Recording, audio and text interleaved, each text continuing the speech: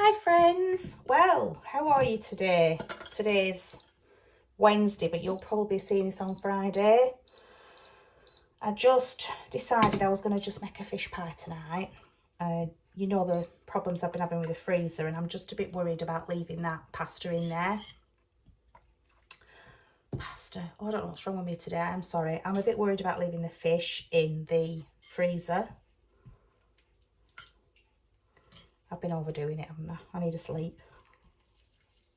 So yeah, I've decided to take the fish out of the freezer today and get it cooked up for tea, just in case, because I'm a bit worried about it. A bit worried about that freezer. And I can't fit it in the chest freezer either. So I'm putting this, I don't know if you can see, sorry guys, I'll just move the camera down a little bit. I've got this steamer here for the fish. I normally would, what I'd normally do is I'd make the white sauce, and I'd put the fish in and I'd cook it, and then I'd take the fish out and thicken the sauce and put the fish back in. I'm not doing that. I'm going to have an extra pan, I know, but it's worth it just to have less hassle. So I'm going to steam my fish separately whilst I'm doing my sauce. There's a bit of normal white haddock and a bit of smoked haddock in there, because I want to get it all used up. So that's on now, that'll start boiling soon. So I'm just going to grab a tablespoon of flour, just plain flour will be fine. Sorry about all the noise guys. Just turn that up a bit so I can cook this flour. So a generous tablespoon of flour. It's always worth using a whisk for, just to help get the lumps out as you start mixing the milk in. That's just your flour and your butter in equal parts. You can always weigh it if you prefer to. So, can you see that?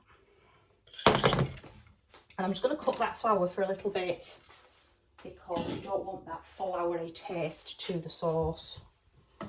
So we'll just cook that for a little bit while I get my herbs and everything ready. So I'm going to put parsley in. And I'm going to put black pepper in, which I think I've already got, and a little bit of salt. So there we go. I'm just going to let the dogs in because they sat at the door begging. Are you coming in? Come on. Come on.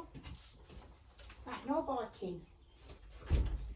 Be good. No barking. Be good. I can do that in a minute. Go on. Go on. Go and sit down. Right, so cut that off for a little bit, just to get that floury taste off. And then I'm just going to start gradually adding the milk. Some people put it all in at one go. I've always just added a bit at a time. And I don't measure it. I don't tell you how many millilitres. I just keep doing it till I get it to the thickness I want. And then when it's at the thickness I want, I'll pop the fish in there and put it in the oven, or well, under the grill. So I'm just going to keep doing that. And I think it's ideal really using a whisk for this. My mum always used to use a wooden spoon. Move that to the way. But I find a whisk much easier for getting the lumps out. Now I'd normally just use the milk that I have in the fridge, that I get from the milkman. However, I'm a bit short of milk at the moment, fresh milk.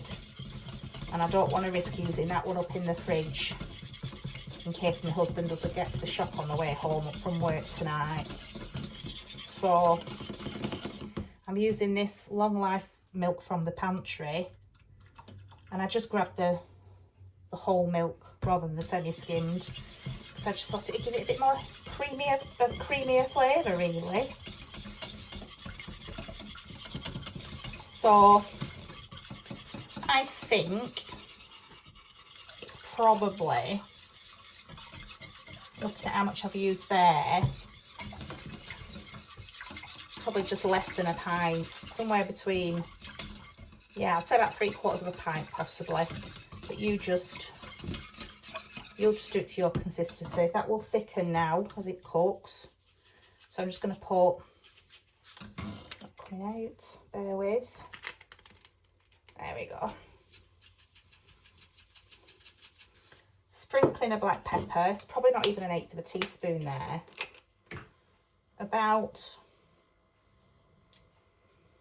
There's about a teaspoon of parsley there. And I'm just going to put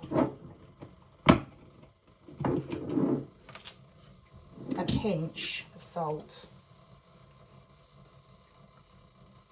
There we go. Just a pinch. And we'll carry on stirring that, and I'm just going to turn the heat up a bit because I really do want this to thicken, and I might want to put a little bit more milk in to make sure, but as you can see, it's not quite thick enough yet.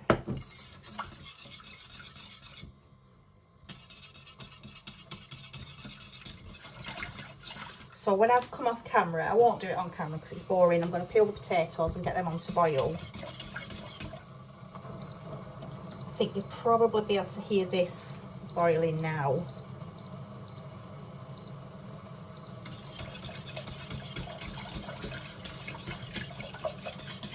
But all I'll do when it's all ready is I'll put the fish in here.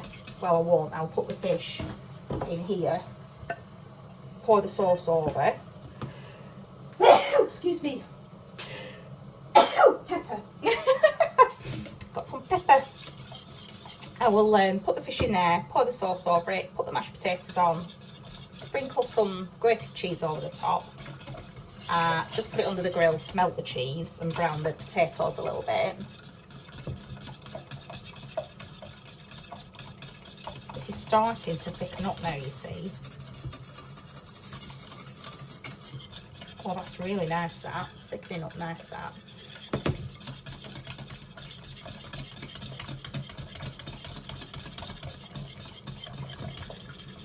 So I'll be back in a little while when it's all put together for you guys. Hi friends, I'm back. Sorry about that. I just had a phone call and I just had to get on with stuff while I was taking the phone call. So that's the fish pie in the lovely sauce. And there's some mashed potato on top with some grated cheese. So that will go in the oven, just under the grill, because everything's cooked now. So that'll go in the oven, just under the grill, and I'll probably serve that with some broccoli later on. And so that's all I've got really for you today, friends. Tomorrow. Can't remember what's on tomorrow. No, I forgot what video's coming up tomorrow. It's loaded up and it's scheduled to release tomorrow.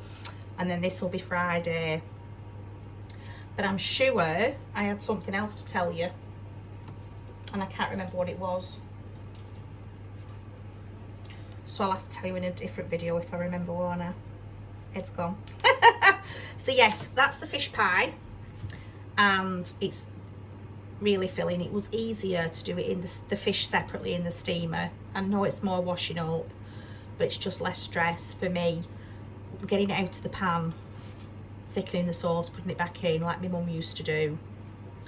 I found the way my mum and my grandma used to make it just too faffy, really. Although they always made a good pie, always tasted delicious.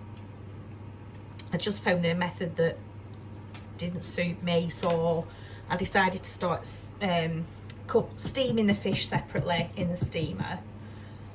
And I mean, this is a grand little steamer. I love it. I use it most of the time when I'm doing vegetables and things and fish and whatnot. I've got another tier to it as well, so I use that a lot. And I just find it easy doing the sauce completely separate. Now, I did not have enough mashed potato. I didn't realise how low on potatoes I were, so I made the mashed potatoes with the potatoes I had, but then I bulked it out with just some instant mash. That's why it's important, so important for me to have a pantry, because I'd have had to get in the car, rush to the supermarket, grab some potatoes, come back. Having this in the cupboard for emergencies is brilliant. is when you get caught out because you think you've got more of something than you have. So this is another staple I'd have in your pantry if you're building a pantry up, instant mash. Now, whilst it's not the best tasting thing in the world, I don't mind it with something like this because you've got your fish, you've got your sauce, you've got your cheese on top, really flavourful. So these instant mash are absolutely fabulous for having in your cupboard, in your pantry. So thank goodness, thank goodness for the pantry. It come to the rescue today because I just didn't have enough potatoes. Anyway, I was grateful for that. So yeah, fish pie tonight with broccoli, and I might do some sweet corn as well because I haven't had sweet corn for a while and I really love it. And that's for tonight's tea, my friends. So hopefully you're doing okay and you've had a good week, and I'll look forward to speaking to you very, very soon.